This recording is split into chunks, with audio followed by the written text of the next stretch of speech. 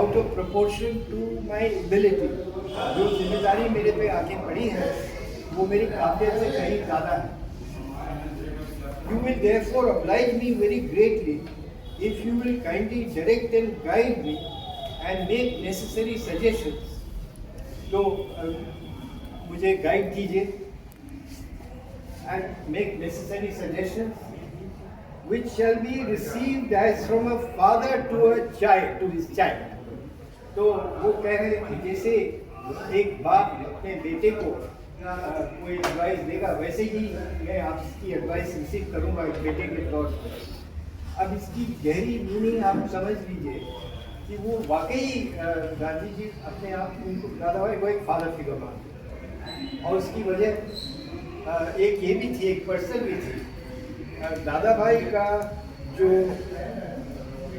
Age difference अपने खुद के फादर के 47 साल और दादा भाई के साथ एज डिफरेंस गांधी जी का 44, very comparable and he certainly saw him as a father figure. और वो जितने साल साउथ अफ्रीका में रहे वो चिट्ठी पत्री उनकी चलती रही। जब साउथ अफ्रीका से इंग्लैंड गए 1906 में तो उनको कोई मसला था जो ब्रिटिश अथॉरिटी से टेकअप करना था। तो दादा भाई लंदन में थे तो Dadabhai went with Gandhi ji to meet the secretary of state for colonies और उनको चेतावनी भी दे के आए दादा भाई, क्योंकि दादा भाई को तो वेरी ब्लंट स्पीकर, तो चेतावनी भी दे के आए secretary of state for colonies को ये अगर आपकी हिंदुस्तानियों के साथ इस किस्म की बदसलूकियाँ चलती रही तो एक बहुत धब्बा लगेगा ब्रिटिश एम्पायर पे। ये चेतावनी दादा भाई लेके आए secretary of state for colonies को 1906 में, जब गांधी जी को लेके दोनों इकट्ठे गए थे मिलने के लिए। HOA अली भी उनके साथ थे साउथ अफ्रीका से और ये सब गए थे secretary of state for colonies. तो दादा भाई का एक सहारा गांधी जी के लिए रहा है। Dadabhai was a tower of strength for Gandhi ji while Gandhi ji was in South Africa. और फिर दादा भाई वापस आ गए हिंदुस्तान और जब गांधी जी वापस आते हैं साउथ अफ्रीका से इंग्लैंड होते हुए 1915 में, तो उसी महीने वो दादा भाई से मिलने बॉम्बे में, तो बॉम्बे में ही गांधी जी पहुँचे तो दादा भाई से मिलने गए। दादा भाई का रेडिकलाइजेशन हो रहा और साथ साथ गांधी जी का। तो 1904 में एम्स्टर्डम में एक इंटरनेशनल कांग्रेस ऑफ सोशलिस्ट जो दादा भाई ने अटेंड किया, where he was given a rousing reception. पूरा हॉल खड़ा हो गया उनको, because he was the oldest and he was the only representative there from a colonial country. तो उस कॉन्फ्रेंस में रोसा लक्समबर्ग भी थी, कार्ल काउट्स्की भी थे, लखनऊ का भी कहीं जिक्र आता है और जो फ्रेंच सोशलिस्ट थे, ऐसे कई लीडिंग यूरोपियन सोशलिस्ट वहाँ थे और वो सब ने दादा भाई को ट्रिब्यूट दिया। और उसी कॉन्फ्रेंस में दादा भाई ने बोला दो खास बातें, एक तो सेल्फ गवर्नमेंट की बात और दूसरा उन्होंने ये कहा कि वर्किंग पीपल कौन होते हैं। उन्होंने ही transcended the debates, ideological debates, worker present ये वो। most of the population of India is working, consists of working people. So he started across and that was a major sense। वो conference का जो उन्होंने अटेंड किया उसका बहुत criticism Anglo Indian press में हिंदुस्तान में हुआ। जो अंग्रेज़ों के अखबार थे बहुत क्रिटिसाइज किया गया दादा भाई को। और लेकिन दादा भाई के बारे में वो कुछ कर नहीं पाते थे तब तक। काफ़ी बिटर हो गए थे वो लोग दादा भाई को लेकर, लेकिन वो कुछ कर नहीं पाते थे क्योंकि Dadabhai was already such a major figure by 1904 और 1906 में जब गांधी जी और दादा भाई साउथ अफ्रीका में इंग्लैंड में मिले, उसके एकदम बाद Dadabhai came to Calcutta to preside over the Congress Calcutta से। और Gandhi ji went back to South Africa और वहाँ उनका जेल गोइंग तभी शुरू होता है 1907 के पहले महीनों में। तो बोथ बिकेम रेडिकलाइज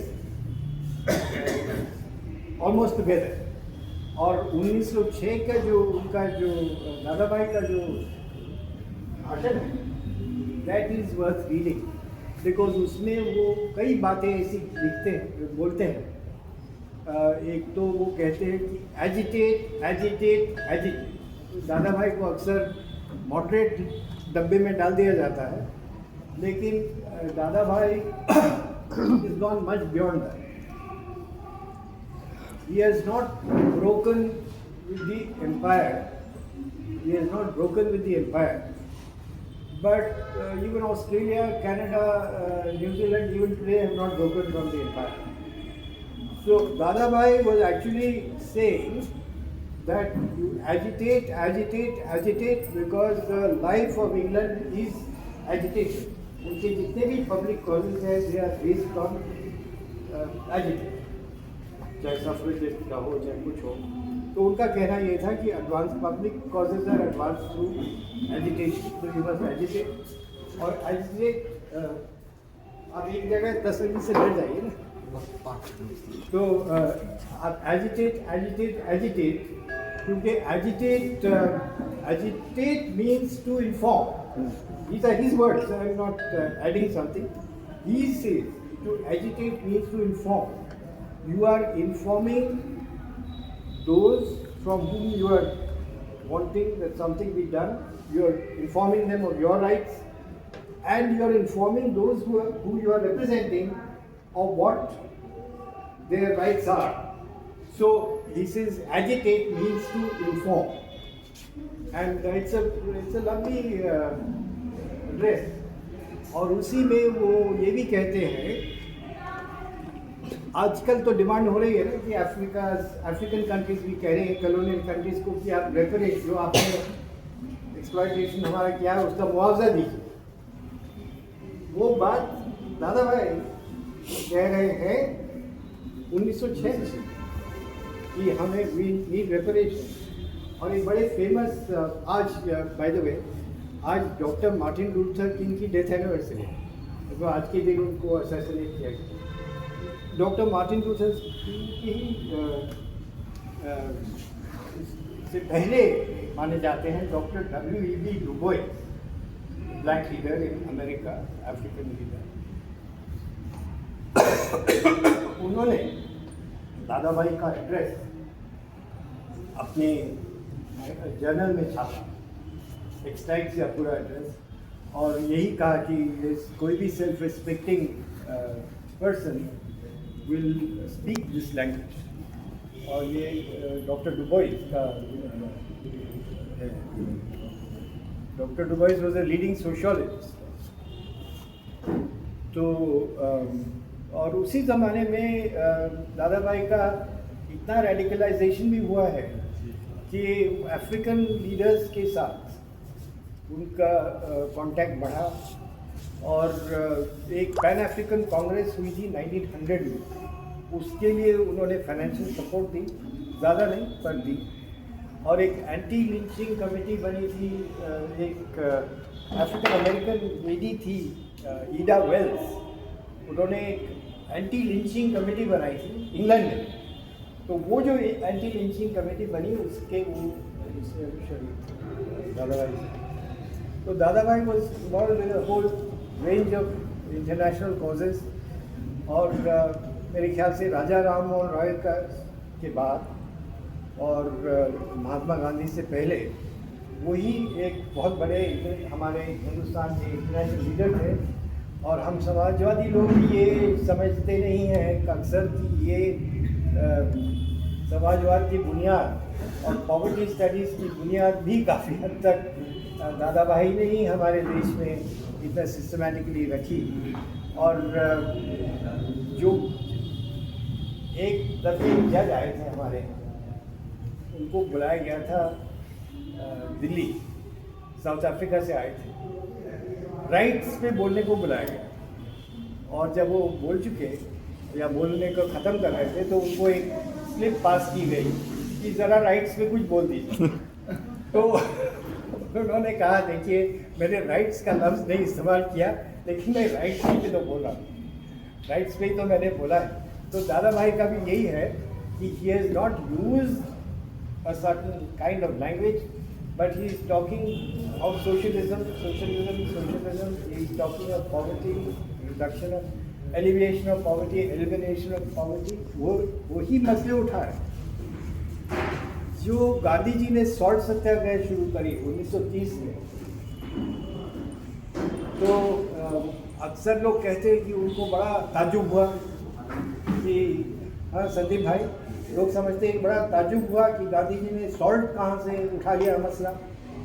लेकिन दादा भाई ने 1870 में सॉल्ट टैक्स के खिलाफ it must go, and Gandhi ji was a great student of the writings of Dadabhai. सो ये बात तो गांधी जी के दिमाग में थी कि कभी ना कभी इस टैक्स के खिलाफ हमें लड़ना है।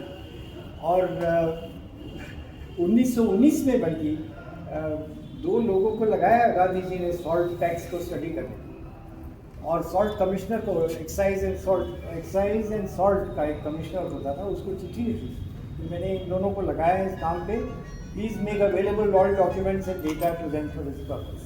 तो आप समझ लीजिए कब से ये बात गांधी जी के दिमाग में चल रही होगी कि ये हमें इस मसले को उठाना है। तो यही बातें आपसे शेयर करनी थी, और कुछ सवाल हो तो बताइए। मैंने तो मेरे ख्याल से मुख्य बातें तो हो गई। और हाँ, एक चीज़ और, हिंद स्वराज में वो हिंद स्वराज का जो स्टाइल है गांधी जी का, वो 1910 में छपा, 1909 में हिंदी गुजराती में छपा, और फिर 1910 में अंग्रेज़ी का तर्जुमा छपा। तो जो 1910 वाला जो है उसमें वो रीडर एडिटर के स्टाइल में है। एडिटर मीनिंग गांधी है, रीडर के कई थ्योरीज है कौन वो रीडर। तो रीडर एक जगह बोलता है कि भाई ये क्यों आप दादा भाई करते रहते हैं, ये इसका क्या किया दादा भाई ने, क्या कुछ निकला नहीं, क्या आप करते रहते हैं। उनको ब्रिटिश का एजेंट ये भी बोला, कई चीज़ें हुई। तो इस पे गांधी जी ने जवाब दिया, आई मस्ट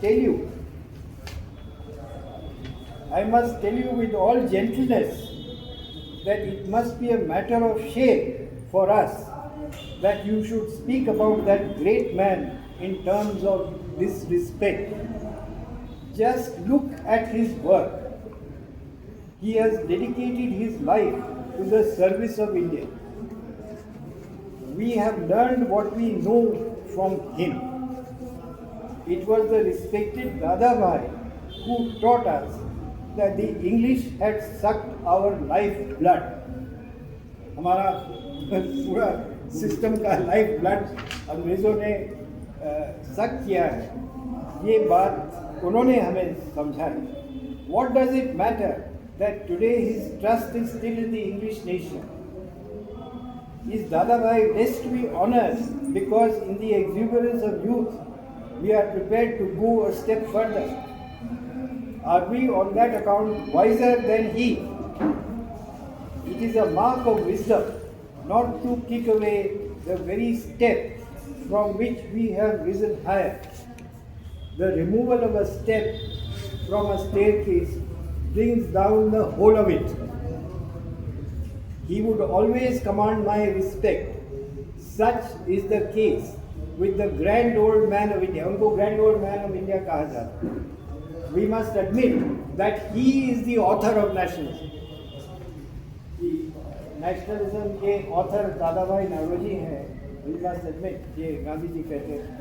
जब दादा भाई 1893 का लाहौर में जो कांग्रेस का सेशन हुआ, वो एड्रेस करने दादा भाई आए। तो पूरा हिंदुस्तान घूमे, लखनऊ आए कि नहीं मालूम नहीं, पर अलीगढ़ आए और इलाहाबाद गए और जगह भी गए। जब दिल्ली में उनकी ट्रेन दाखिल हुई तो दिल्ली के वर्कर्स ने लाइन किया ट्रैक उनको वेलकम करने के लिए 1893। और जब चांदनी चौक में उनका काफिला गुजरा तो 400 कैरेजेस, 400 बग्गियाँ होती थी उन दिनों, 400 बग्गियाँ चांदनी चौक से गुजरी। 1893 में ये हालत उनका इतना स्ट्रक्चर था। लाहौर पहुँचे तो वहाँ अनारकली बाज़ार में कहते हैं कि बिल्कुल फेरी टेल एटमॉस्फेयर था, जैसे वो बहुत बड़ा सेलिब्रेशन हो रहा हो। तो ये उनका इम्पैक्ट हिंदुस्तान में पड़ा। और इनकी राइटिंग्स, एक तो अरबिंदो ने लिखा है एक जगह, ये एक साहब थे साखाराम गणेश देवस्कर, महाराष्ट्र से हैं कोई यहाँ, ये महाराष्ट्रियन थे साखाराम गणेश देवस्कर। ये बस गए थे बंगाल में, तो इन्होंने दादा भाई की राइटिंग्स को लेकर 1901 में तो छप गई इधर पॉवर्टी एंड अनब्रिटिश रूल, तो वो लेकर, और विलियम डिग्बी जो एक सिंपैथेटिक थे ब्रिटिशर इंडिया को, और आर.सी. दत्त जिनकी इकोनॉमिक हिस्ट्री ऑफ इंडिया बड़ी फेमस हुई और जिन्होंने 1900 का जो 1899-1900 की कांग्रेस को डिजाइन भी किया, उन सब की राइटिंग्स को लेकर बंगला में छापा और वो इतना पॉपुलर हुआ वो टेक्स्ट, वो किताब, इसका नाम था देशेर कथा। देशेर कथा वो इतना पॉपुलर हुआ कि अरबिंदो लिखते हैं कि स्वदेशी मूवमेंट 1905 वाली स्वदेशी, उसको एक बहुत बड़ा प्रोत्साहन उस किताब से मिला। और तो ये समझिए कितना बड़ा असर दादा भाई का हिंदुस्तान में रहा है। और फिर वो जो किताब थी उसका कहीं एक साहब सोशलिस्ट हमारे ब्रिजमोहन तूफान, कोई याद रखता है ब्रिजमोहन तूफान की, दिल्ली के समाजवादी, तो वो सियालकोट में पैदा हुए जब पाकिस्तान में सन 20 के आसपास पैदा हुए होंगे। तो उन्होंने अपनी मेमोइर्स लिखे द किस ऑफ फ्रीडम, तो उसमें वो लिखते हैं कि दादा भाई की राइटिंग्स उन्होंने उर्दू में पढ़ी और जब तक नॉन कोऑपरेशन मूवमेंट शुरू हुई 1920 में, तब गुजराती वर्जन एक फट के सामने निकाला, नहीं मराठी वर्जन, और एक गुजराती वर्जन निकला गुजरात विद्यापीठ से 10-15 साल बाद। तो ये एक व्यापक प्रभाव दादा भाई का हिंदुस्तान में पड़ा। और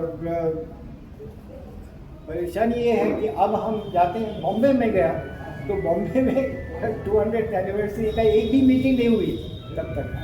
इत्तेफाक से मेरी ही मीटिंग जो वहाँ हुई सर्वोदय मंडल में, that was the first on the sun. पर दादा भाई का प्रभाव दूर दूर तक गया। तो जब हमारी संविधान सभा बनी तो उसके जो सबसे पहले जो दो अध्यक्ष थे, सच्चिदानंद से डॉक्टर सच्चिदानंद सिन्हा का भी दादा भाई नौरोजी कनेक्शन था। वो जब दादा भाई नौरोजी एमपी का इलेक्शन लड़ रहे थे लंदन से, सेंट्रल फिल्सबरी से, तो Sachchidananda Sinha was a student at that time in England, तो उन्होंने कैनवस किया था दादा भाई के लिए। और दूसरे अध्यक्ष उनके बाद जो इलेक्टेड अध्यक्ष संविधान सभा के, वो राजन बाबू बने। तो राजन बाबू 1906 का जो पार्लियामेंट सेक्शन था उसमें वॉलंटियर थे, तो बहुत कार्य करे। सरोजिनी नायडू ने जब झंडा पेश किया संविधान सभा में, तो she gives a tribute to Dadabhai for his role and says that ye belong to the smallest minority of India, but what a contribution. And she gives a tribute to his granddaughters also. उनके granddaughters का मैं जिक्र कर दूँ, 4 granddaughters थी, गोसी बहन, नरगिस बहन, Perrin बहन और खुर्शीद नौरोजी। ये जो थी पेरिन बहन, तो she had been with Bhikaiji Cama in Paris और बाद में गांधी जी की मूवमेंट में शामिल हुई और बॉम्बे कांग्रेस की प्रेसिडेंट बनी सरोजिनी नायडू के बाद। जब सरोजिनी नायडू कांग्रेस प्रेसिडेंट बन गई तो पेरिन बहन became the president of the Bombay Congress. और गोसी बहन वॉज ऑल्सो, ये पेरिन बहन और सरोजिनी नायडू ने राष्ट्रीय स्त्री सभा, नॉन कोऑपरेशन मूवमेंट में वो सेटअप की। राष्ट्रीय स्त्री सभा में भी कुछ ज़्यादा रिसर्च का काम नहीं हुआ है। और दूसरी जो सिस्टर थी गोसी बहन, वो उन्होंने भी राष्ट्रीय स्त्री सभा की स्थापना में रोल प्ले किया। नरगिस बहन, ये तीनों को कैप्टन सिस्टर्स बोला जाता है, नरगिस बहन, पेरिन बहन और गोसी बहन, क्योंकि they were married to 3 captain brothers. Captain brother चौथी जो थी खुर्शीद नवरोजी, वो गांधी जी की सेक्रेटरी भी काम, she worked as Gandhi ji secretary and she often told with Kasturba and Gandhi ji. और NWFP में तो वो जेल भी गई और बॉम्बे में भी वो जेल गई, तो उनका भी कंट्रीब्यूशन ये सब रिकॉल किया सरोजिनी नायडू ने भी संविधान सभा में जब ये फ्लैग पेश हो रहा था। तो ये सब के बहुत बड़ा रोल है हमारे फ्रीडम स्ट्रगल में, और इसलिए इनको मेरे ख्याल से याद हम रखें। एक तो खुर्शीद नवरोजी के बारे में मैं बता दूँ कि इनमें उनकी एक चिट्ठी है गांधी जी के नाम, जिसमें वो कहती है मैं CSP ज्वाइन करूँगा, कांग्रेस सोशलिस्ट पार्टी में ज्वाइन करूँगा। और गांधी जी उनको जवाब देते हैं कि वेलकम से, it's good that you are joining CSP. So even she was connected with the socialist movement in that. So thank you very much. It was a pleasure.